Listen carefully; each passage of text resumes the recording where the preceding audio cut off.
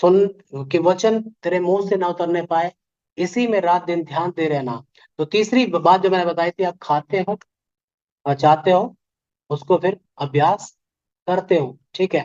तो तीसरा जो काम स्टार्ट होता है, अब आपने वचन पढ़ा, मेडिटेट किया, अब आपका वचन आता है अप्लाई करना अपनी जिंदगी में, कि वचन जो मैंने पढ़ा है इसे मैं किस रीति से अपने जीवन में लागू करता हूँ।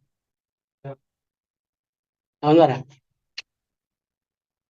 कि जस्ट आप सिंपल, आप हम बड़ी शुरुआत ना करके आप छोटी एबीसीडी से शुरुआत करते हैं। हालेलुया। कि आप कैसे, आपने बाइबल पढ़ी और आपने जो सीखा, प्रार्थना करनी है। कितनी करनी है, जस्ट वो मैटर छोड़ दो, प्रार्थना करनी है। समझ रहे हैं? तो आप जस्ट, आप कितनी करते हो वो बात की बात है, लेकिन जस्ट शुरू करना है कि प्रभु तेरे वचन में मैंने सीखा है कि प्रार्थना करो। तो आपने प्रार्थना करना शुरू किया, चाहे 2 मिनट ही क्यों शुरू किया हो।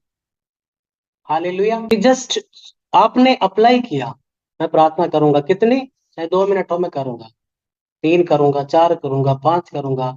अगर मैं आज एक कर रहा हूँ, 30 दिन बाद अगर एक एक ही पढ़ूंगा तो आधा घंटा हो जाएगी, 2 महीने बाद 1 घंटा हो जाएगी, 3 महीने बाद 1.5 घंटा हो जाएगी, 4 महीने बाद 2 घंटे हो जाएगी, 5 महीने बाद 2.5 घंटे हो जाएगी। लेकिन अगर मैं जस्ट 1 मिनट पढ़ रहा हूँ प्रतिदिन, आपने कि परमेश्वर से बातें करना सीखा, कि दाऊद बातें करता था, और आप अप्लाई करते हो कि मैं भी किया करूंगा अपने हर विषय। समझ आ रहा है? आप बातें करते हैं परमेश्वर से। जब आप निराश होते हो, हमेशा मैं निराश हूँ, तो क्यों, आप मैटर बताते हो, फिर आपको बता, आपको तसल्ली देता है कि निराश होने वाली कौन सी बात है। आप क्या करते हैं, आप बातें करना परमेश्वर से शुरू करते हैं। परमेश्वर मुझे वचन समझ में नहीं आता, परमेश्वर मुझे वचन समझ में नहीं आता। आप हर दिन हर दिन हर दिन परमेश्वर को तंग करोगे, उसको वो समझाने लगेगा आपको। हालेलुया। लेकिन आप छोड़ देते हो, उसने कहा, उस विधवा ने नहीं छोड़ा, वो तंग करती गई, तंग करती गई, तंग करती गई, कि यीशु को खुशी होती है जब हम उसको ट्रबल देते हैं। चेलों को लगा कि सोने दो, परमेश्वर को हम ही कर लेंगे हैंडल। वो कर लो तो फिर, कर लो फिर, है ना। जब तक यीशु को नहीं उठाया गया, तो परमेश्वर ने नाव ही नहीं, तूफान ही खत्म कर दिया। वो कह रहा है कि वो उसे खुशी होती है कि आप उसको ट्रबल दे। मुझे बाइबल समझ में नहीं आ रही, मुझे बाइबल समझ में नहीं आ रही, मुझे बाइबल समझ में नहीं आ रही, मुझे बाइबल समझ में नहीं आ रही, मुझे समझा, है ना। कंप्लेन नहीं, मुझे समझा, परमेश्वर मुझे समझा, मुझे समझ नहीं है, मुझे प्रार्थना करनी नहीं आ रही, मुझे प्रार्थना करनी नहीं आ रही, मुझे प्रार्थना करनी नहीं आ रही। तो जिनको आती है आप उनसे सीखते हैं। शुरुआत में मुझे भी नहीं आती थी, लेकिन कि कई बार मैंने लिखवाया, लेकिन मेरे को प्रेयर लिख के देता हूँ, उनको रटना। हालेलुया। तो उनको रट्टे मार मार करके परमेश्वर से, जैसे आप सीखते हो। ठीक है। आप सीखते हो कि अपनी चिंता तो मुझे दे दे। आप, है ना, एक बार एक औरत, हाँ, एक घास लेकर के, बड़ी गठरी लेकर के रोड से जा रही थी, गाड़ी वाला आया भाई, छोटा हाथी है ना। उसने कहा कि माँ पीछे बैठ लो, कहाँ जाओगे आप मुझे बता देना, मैं आपको उतार दूंगा। वो बैठाया उसको, चल दिया। तो चलते चलते चलते चलते चलते चलते काफी समय बाद उसने पीछे देखा कि कभी अम्मा, तो क्या था, तो उसने पीछे देखा तो अम्मा सर पे टोकरा लेकर के, वही गट्ठर लेकर के बैठी हुई है। तो रोका उसने गाड़ी, उसने कहा मैं, ये क्या कर रही हो, आपको गाड़ी में इसलिए बैठाया ताकि आप ये लोड इसमें डाल लो, बोझ तो आप पहले ही मर रहे थे, क्या फायदा हुआ आपका गाड़ी में बैठने का। तो यीशु में आने से पहले भी आप चिंतित थे, दुखी थे, बोझ तले थे, और अभी भी आप प्रार्थना में जाते हो, आप प्रभु को बताते हो, प्रभु ये बीमारी है, अच्छा, ये मैं तेरे चरणों में डालता हूँ, ठीक है, आमीन। और फिर आप डालते नहीं, आप लेके चले जाते हो। ठीक है ना। आप प्रभु मैं कर्जे में हूँ, अच्छा, मैं चाहता हूँ मेरा कर्जा दूर करें, अच्छा, तो मैं चिंता में हूँ, ठीक है। तो आप, लेकिन वो कर्जा का बोझ लेकर के आप चले जाते। उसने कहा अपना बोझ मुझ पे फेंक दे, अपना बोझ प्रभु पे ढाल, वो तुझे संभालेगा, वो धर्मी को टलने ना देगा। अब जो ये चीजें सीखते हो कि मुझे क्या होगा कल, वो बदल सकता है क्या, ये नहीं तो फिर क्यों चिंता कर रहा है। एक बार एक एक छोटी बच्ची खेल रही थी 2-3 साल की, है ना, और उसकी माँ उसको देख देख के रो रही थी। एक पड़ोसन है कि क्या हो गया, उन्होंने कहा कितनी खुश हो रही है, तो उन्होंने कहा इसमें रोने की क्या बात है, उन्होंने कहा पता नहीं अगले घर कैसा मिलेगा। दुखी रहेगी या सुखी रहेगी। कह रहे कि ये 3 साल की बच्ची का अगला घर सोच ले, तो उसमें समझ रहा है। तो क्या है कि जब हम सीखते हैं कि अपनी चिंता प्रभु पे डाल, हालेलुया। विश्वास ये नहीं है कि आप अधिक अपने आप को चिंतित दिखाएं, विश्वास ये है कि आप अपने आप को खुशहाल दिखाएं। समझा है?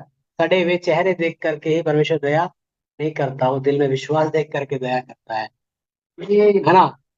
समझ आ रहा है? अभी भी आप हंस नहीं पा रहे हो ना, आपको डिलीवरेंस की जरूरत है, आपको छुटकारे की जरूरत है, कि अगर आप हंस नहीं पा रहे हो। हमें छोटे छोटे वर्ड्स, अच्छा मुझे माफी मांगनी है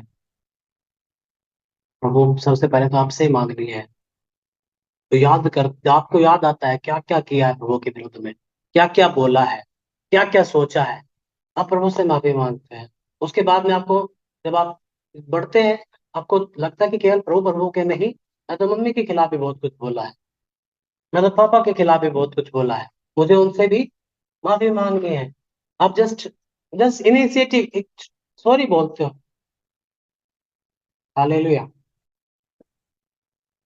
परमेश्वर ने कहा गुस्सा न कर, पर बहुत आता है, क्या करूं, क्या करूं, ये परमेश्वर के गुस्सा खत्म कैसे होगा। हालेलुया। कि कैसे खत्म होगा, कि अगर इस गुस्से की जगह कोई दूसरी चीज आने लगे तो। क्यों गुस्सा आता है? संयम नहीं है। क्यों गुस्सा आता है? प्यार नहीं है। क्यों गुस्सा आता है? दया नहीं है। क्यों गुस्सा आता है? माफ नहीं करता। तो क्या है कि जब तो इससे भरने लगेगा तो प्यार करने लगेगा, माफ करने लगेगा, सहनशील और संयमी होने लगेगा। मुश्किल यानी परमेश्वर की आज्ञा हमने मुश्किल बना ली है, क्योंकि हम शुरू नहीं करना चाहते, हम अंत देखना चाहते हैं। यानी कि निकल तो सही, योशु यरदन पार होते ही कनान नहीं मिलेगा, लेकिन यरदन पार तो कर। एक दिन में कनान नहीं मिला, लेकिन एक दिन वे एक एक भाग को कब्जा करते गए, एक एक भाग को वे कब्जा करते गए, वो कई साल लगे। योशु बूढ़ा हो गया था, तब भी लिखा है कि कनान का बहुत सारा एरिया बचा हुआ था, योशु मर भी गया, तो नेक्स्ट क्लियर किया कि कई बहुत बहुत सारा कनान बाकी था। ये जस्ट एक दिन का काम नहीं है, लेकिन आप हासिल करना स्टार्ट करते हो। हालेलुया। अप्लाई करते हो कि पर मत डर, मुझे विश्वास करना है परमेश्वर पे, क्योंकि उसने कहा है मत डर। इब्रानियों 5:7-8 पढ़े। के दिनों में ऊंचे शब्द से पुकार पुकार कर और आंसू बहा बहा कर उससे जो उसकी मृत्यु से जो वो मृत्यु से बचा सकता था, प्रार्थनाएं और विनती की, और भक्ति के कारण उसकी सुनी गई। पुत्र होने पर भी उसने दुख उठा उठा कर आज्ञा माननी सीखी। कह रहे कि पुत्र होने पर भी उसने दुख उठा उठा कर आज्ञा माननी सीखी। तो यीशु कोई रेडीमेड ब्रांडेड नहीं था कि उसको सारा कुछ आता था, उसने स्वर्ग में चाटे नहीं खाए थे, इधर सीखे। अभी जब मैं पढ़ रहा था, एक क्वेश्चन इतना मेरे को हिट किया कि यीशु को जब पकड़ के लाया गया, और एक महायाजक ने कहा उसको, यीशु बात कर रहा था कुछ, उस महायाजक को बोल रहा था, और एक ने तमाचा जड़ दिया यीशु के गाल पे। मैं क्या भविष्य कैसे, यहाँ कि उसने थप्पड़ खाने, मुंह पे थुकवाना स्वर्ग में नहीं सीखा, इधर ही सीखा। बाल नोचे गए, कांटों का ताज पहनना, उसको जो है नाजायज संतान बोला गया, व्यभिचार की संतान बोला गया, इल्जाम लगाए गए, दोष लगाए, इधर ही सीखा। एक गाली स्वर्ग में नहीं गाली मिलती थी, स्वर्ग में क्या करते थे स्वर्गदूत, वर्शिप करते थे रात दिन, गालियां खाना इधर ही सीखा।